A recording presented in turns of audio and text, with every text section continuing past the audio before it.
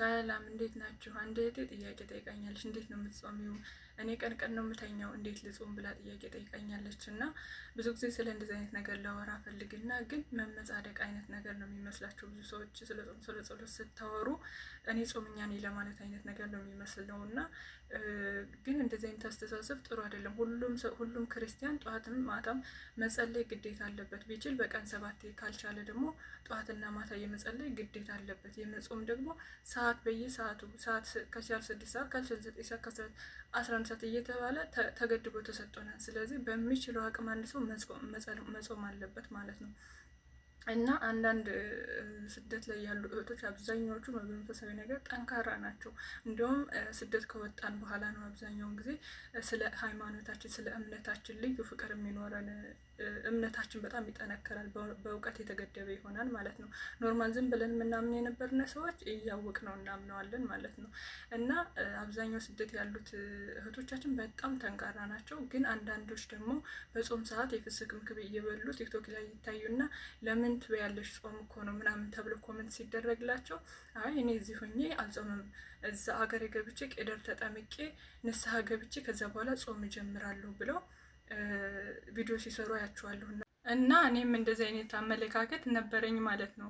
እግዚአብሔር ቸር ነው እንዴ በስደት ሆኜ እንደዚህ እየተሰቃየው ምናምን አሁን ለምን አልጾምሽም እስከ 6 እስከ 9 አልጾምሽም ብሎ ምንም አይለኝም እላለሁ። የጾም ምግቦችን አልበላም ነበረ፣ ጭራሽ ስጋም ወተትም አልወድም ብዬ ነው የገባሁት። እና ኖርማሊ ደረቅ ሩዝና ደረቅ ቂጣ ነው የምበላ እና ይሄን እየበላሁ እንደዚህ አይለኝም ብዬ ነው አልጾምም ነበር። ሮብም ተነስቼ ጠዋት ቁርስ እበላለሁ፣ አርብም ተነስቼ እበላለሁ ማለት ነው። እና ጸሎት የሚመስለኝ ደግሞ ምንድን ነው ይሄ በቃ ይሄ የአህዛብ ጸሎት አይታችኋል። አህዛቦች ሲጸልዩ ለምሳሌ ጴንጤዎች ማለት ነው ሲጸልዩ ምድራዊ ነገር ብቻ ነው ኦልሬዲ በነፍሳቸው ድነናል ብለው ነው የሚያስቡት። የሚጸልዩት ነገር ምንድን ነው መብል፣ መጠጥ፣ መኪና፣ ቤት ብቻ ነው የሚጸልዩት ማለት ነው። እኔ እንደዚህ አይነት ጸሎት ነው የነበረኝ። እንዴት ነው በቃ እግዚአብሔር ሆይ ለምን እንደዚህ ሆን ሆይ ለምን እንደዚህ ሆን ሆይ ለምን ምንድን ነው እንደዚህ ጨከንክብኝ ማማረር በሉት ምን ጸሎት ነው አሁን እኔ ያ ምንድን ነው የሚመስለኝ ጸሎት ነው የሚመስለኝ። ጸሎት የሚመስለኝ የጎደለንን መናገር ብቻ ነው የሚመስለኝ ማለት ነው።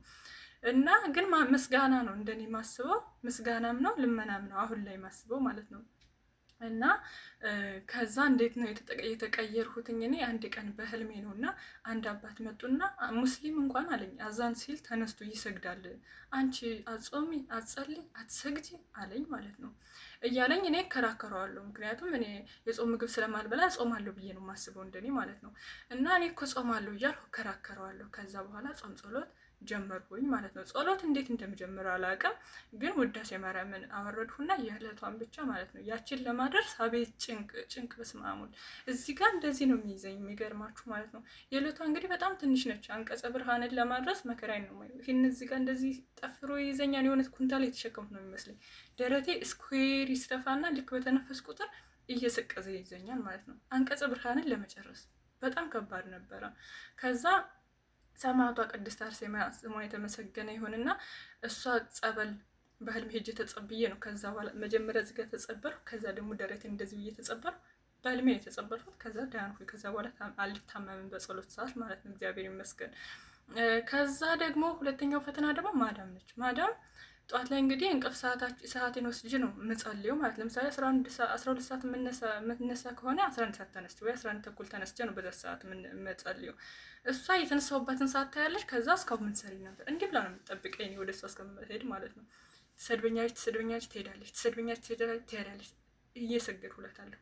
በቃ የራሴ ሰዓት ስለሆነ እንደፈልግ መጠቀም እችላለሁ። ግን እሷ በቃ አትፈልግም ማለት ነው። ጾሜን ጣጣ የለውም፣ አስቤዛዋ ተቆጠበላት። ግን ጸሎት ግን አትፈልግም። ከዛ እንደዛ እያለች መጨረሻ ላይ ሰለቻትና ተወችኝና በስንት ጊዜዋ እንግዲህ ከ40 ዓመት በላይ ይሆናታል እድሜዋ። ከዛ አትሰግድም። ሙስሊም በቀን 5 ይሰግዳል አይደለ? እሷ አትሰግድም ነበርና ስግደት ጀመረች ማለት ነው። ከዛ እኔ ግድግዳ ተደግፌ እየሳቁ ሀያታለሁ። እና ከዛ ስግደት ጀመረች። ልክ 2 ወር ምናምን እንደሰገደች አንድ ኢትዮጵያዊ የባሏ እናት ሰራተኛ ነች እና እኛ ቤት ይመጣሉ። አንድ ቀን ምሳ ተጋብዘው ይመጡና ምን ትላለች?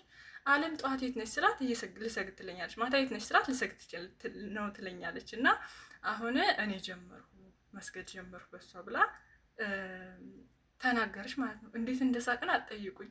የምር በጣም ነው የገረመን ማለት ነው። እና ስትጸልዩ የአህዛብን ልብ አራራልኝ ጌታዬ ሆይ እያላችሁ ጸልዩ። በእውነት የአውሬን ልብ በቃ ገር ነው የሚያደርገው፣ ገር ማለት ነው። እና እግዚአብሔር አምላክ ስሙ የተመሰገነ ይሁን። ከዛ በኋላ ኦልሬዲ እንትን አልልም ማለት ነው። እና ጾም ጸሎት ከብዙ ፈተና ይጠብቃችኋል። እኔ እግዚአብሔር አምላክ እንድጾም እንድጸልይ የፈለገው ለምንድን ነው? ብዙ መከራ እዛ ቤት ውስጥ ብዙ ፈተና እንደሚመጣብኝ ያውቃል። እኔ ግን አላውቅም። ያንን ፈተና እንድወጣው እንድለምነው እንድማጸነው ነው የጠየቀኝ። ገብቷችኋል? ያንን በማድረጌ በጣም ከብዙ ፈተና አንዳንዴ የማትናገሩት ሁሉ አለ።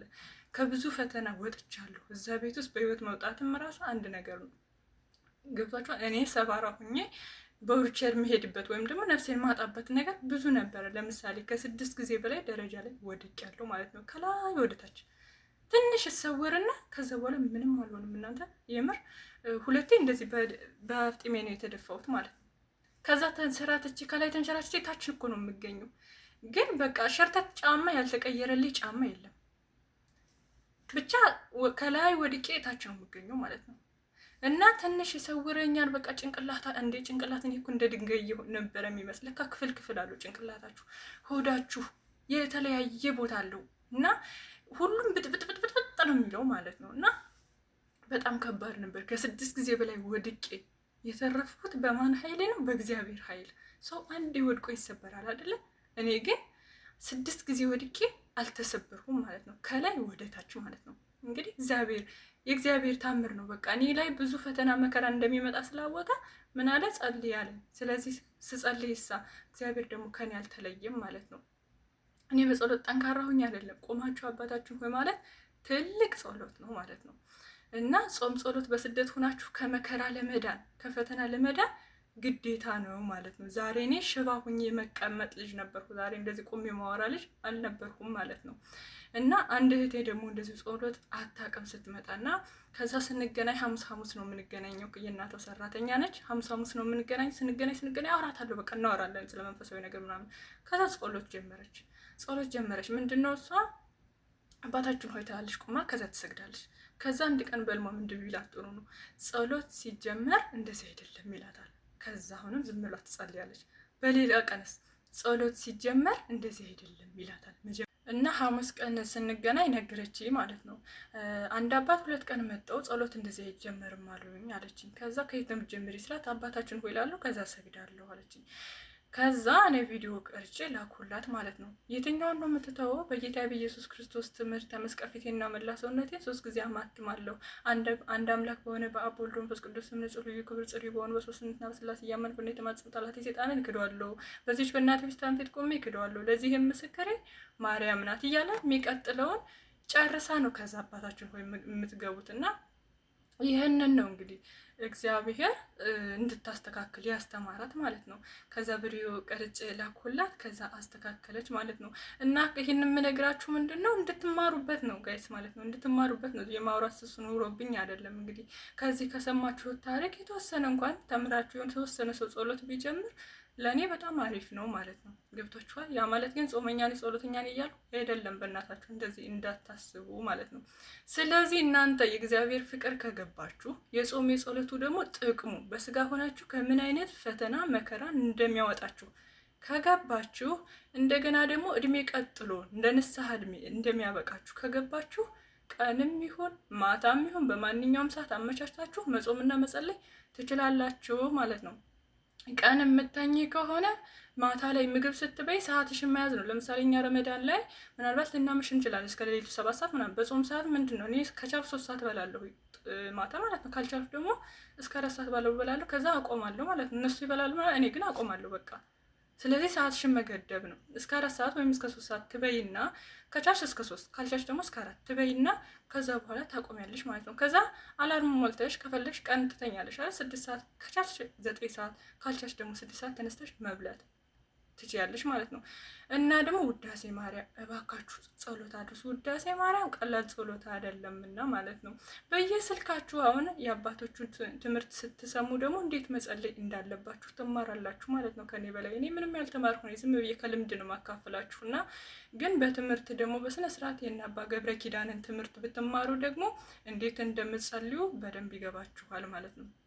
እና ሁላችሁም ጸሎት አድርጉ፣ በስደት ያላችሁ እህት ወንድሞቼ። አመሰግናለሁ። እስከ መጨረሻው እንዳዳመጣችሁ ተስፋ አደርጋለሁ። ኮፒ ሊንክ አድርጉልኝ።